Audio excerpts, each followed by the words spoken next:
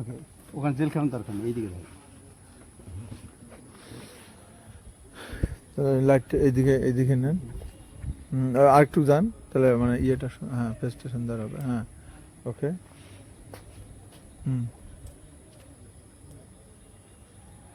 আমি এখন দাঁড়িয়ে আছি কুড়িগ্রাম জেলা কারাগারের সামনে। আমরা প্রায় 6টার দিকে এখানে এসেছিলাম গোপ্য তথ্যের মাধ্যমে। এখানে কয়েদির মাধ্যমে যারা নতুন কয়েদি জেলে প্রবেশ করে তাদের মাধ্যমে অবৈধ মাদকের জিনিসপত্র চলে যায়।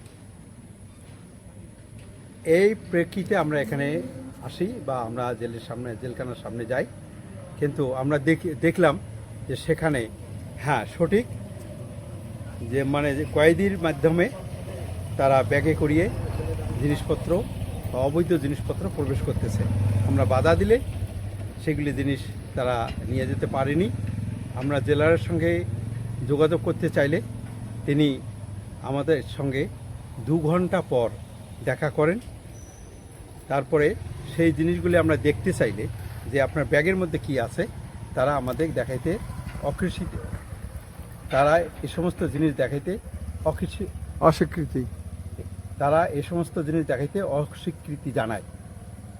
এতে প্রতীয়মান হয় যে প্রতিনিয়ত এই কুড়িগ্রাম জেলখানায় মাদক চলে যাচ্ছে এবং জেলে মাদকের আড্ডাখানা তৈরি হচ্ছে।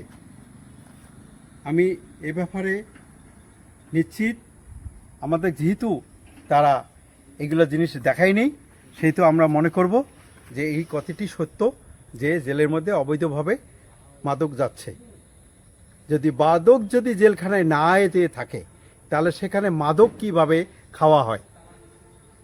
আমি কর্তৃপক্ষের দৃষ্টি আকর্ষণ করছি এ ব্যাপারে জেলা প্রশাসক এবং উপজেলা নির্বাহী কর্মকর্তা এবং মাদকের যারা সঙ্গে জড়িত মানে কাজ করেন, যারা মাদক নিয়ন্ত্রণে কাজ করেন, তাদের প্রতি আমার দৃষ্টি আকর্ষণ করছি এই ব্যাপারে যেন তারা তড়িৎ ব্যবস্থা এখানে নেন।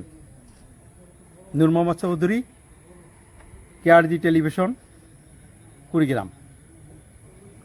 ওকে, ধন্যবাদ আপনাকে আপনার এই মূল্যবান বক্তব্য দেওয়ার জন্য।